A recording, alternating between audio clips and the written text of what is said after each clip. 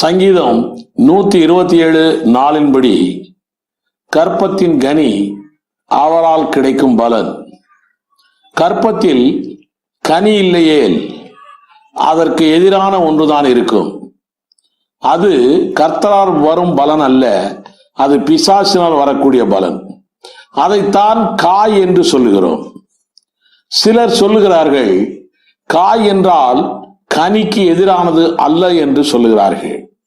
நம்முடைய வள்ளுவர் தன்னுடைய பாட்டில் எழுதியிருக்கிறார். திருவள்ளுவர், இனிய உளவாக இன்னாது கூறல் கனியிருப்ப காய் கவர்ந்தற்று. இனிமையான வார்த்தைக்கு பதிலாக இனிமையான வார்த்தைக்கு கனியையும், இன்னாது பொல்லாத வார்த்தைகள் சொல்வதற்கு காயையும் உதாரணம் காட்டுகிறார் கவிஞன். ஆக கனிக்கு எதிரானது காய் என்பது உண்மையிலும் உண்மை. ஆக தேவனால் பிறக்கிற பிள்ளை, கிடைக்கிற பிள்ளை குட், பெஸ்ட், அது கனியாக இருக்கும். தேவனால் கிடைக்காத பலன் எல்லாம், தேவனால் பிறக்காத பிள்ளை எல்லாம் பேட், worst, அது காயாகத்தான் இருக்கும். வேதத்திலே பார்க்கிறோம், ஆபிரகாமுக்கு இஸ்மவேல் என்ற ஒரு மகன் முதலிலே பிறந்தான். அதற்கு பிறகு ஈசாக்கு என்ற ஒரு மகன் பிறந்தான். இஸ்மவேல் சுதந்திரவாளி அல்ல, ஆதியாகமம் 15:4 சொல்லுகிறது, கலாத்தியர் 4:23 சொல்லுகிறது. ஆக இஸ்மவேல் காயாக இருக்கிறான். ஈசாக்கு சுதந்திரவாளி என்று வேதம் சொல்லுகிறது. ஆக ஈசாக்கு கனியாக இருக்கிறான். இஸ்மவேல் சாராயினால் கட்டப்பட்ட வீடு, ஆதியாகமம் 16:2 அப்படித்தான் சொல்லுகிறது. ஆனால் சங்கீதம் 127:1 சொல்லுகிறது, கர்த்தர் வீட்டை கட்டாராயில் கட்டுகளுடைய பிரயாசம் விருதா. ஆக சாராய் கட்டிய வீடு அது பிசாசின் வழியிலே வந்த வீடு. இஸ்மவேல் பிறந்திருக்கிறான், அது காய். தேவன் கட்டிய வீடு ஈசாக்கு பிறந்திருக்கிறான், அது கனி. அதே போல ஆதாமுக்கு 2 பிள்ளைகள் பிறந்தார்கள். ஒருவன் காயின், ஒருவன் ஆபேல். இந்த காயின் 1 யோவான் 3:12 சொல்லுகிறது, இவன் பிசாசினால் உண்டானவன் என்று. யோவான் 8:43-44 எல்லாம் வாசித்தீர்கள் என்றால், இந்த காயின் காயை போல காயாக இருக்கிறான். ஆபேல், எபிரேயர் 11:4 ஆபேலை பற்றி சொல்லப்பட்டிருக்கிறது, அவன் விசுவாச வீரர்கள் பட்டியலிலே வருகிறான். ஆதியாகமம் 4:10 வாசித்தால் கூட தெரியும், அவன் கனியாய் இருக்கிறான். அவனுக்காகவே தேவன் வானத்திலிருந்து இறங்கி வருகிறார்.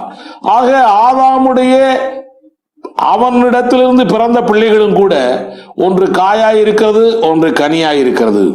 அதே போல ஈசாக்கோடு பிறந்த பிள்ளைகள், ஈசாக்குக்கு பிறந்த பிள்ளைகள் ஏசா, யாக்கோபு.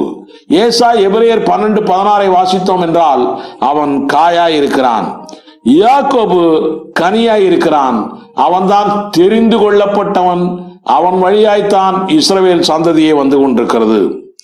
பிள்ளை பிறக்கிறது என்பது மனிதனுக்குள்ள தேவன் கொடுத்த அதிகாரம்.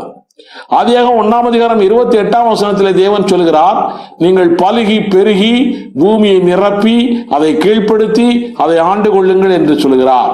ஜலப்பிரளயத்துக்கு பிற்பாடு இதே போல நீங்கள் பலுகி பெருகுங்கள் என்று தேவன் ஆதியாகமம் 9:1 சொல்லுகிறார். இது சரீர பிரகாரமான பலுகுதல், பெருகுதல். உள்ளான மனுஷன் என்பது தேவன் தருவது. தேவன் தான் உள்ளான மனுஷனை தருகிறார். புறம்பான மனுஷனை மனிதன் தனக்கு கொடுக்கப்பட்ட அதிகாரத்தின்படி அவன் பழுகிறான், பெறுகிறான். குழந்தைகள் என்பது தேவன் தருகிற உரிமை, ரைட். இதைத்தான் 127:4 சொல்லப்பட்டிருக்கிறது.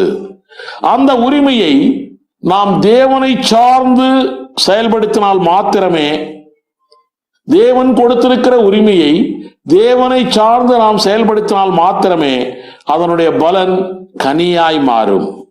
சுயமாகவோ அல்லது பிசாசை சார்ந்தோ, சாராளை போலவோ செயல்படுத்த ஆரம்பித்தால் அது காயாக மாறும்.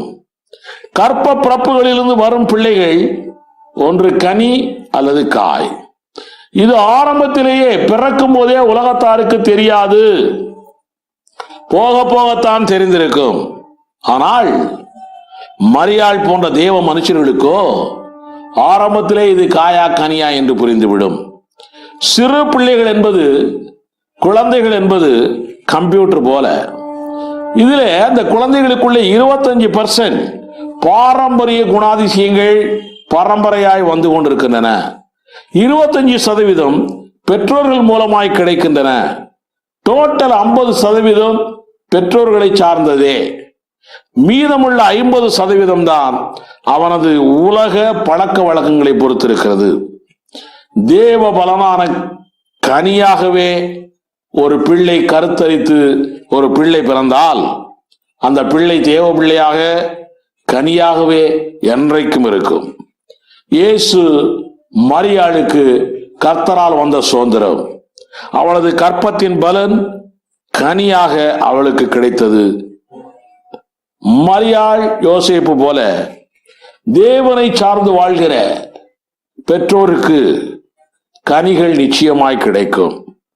அவரால் பெறுகிற பிள்ளைகள் காயாய் மாறாது, கனியாய்த்தான் இருக்கும். அவர் தரும் பலன் கனியாய்த்தான் இருக்க வேண்டும். இப்படிப்பட்ட விசுவாசத்தோடு நீங்கள் குழந்தைகளை பெற்றுக்கொள்ள ஆரம்பித்தால் உங்கள் கற்பத்தின் கனி, கர்த்தரால் கிடைக்கும் சுதந்திரம், அது என்றென்றைக்கும் நிலைத்திருக்கும். ஆமென்.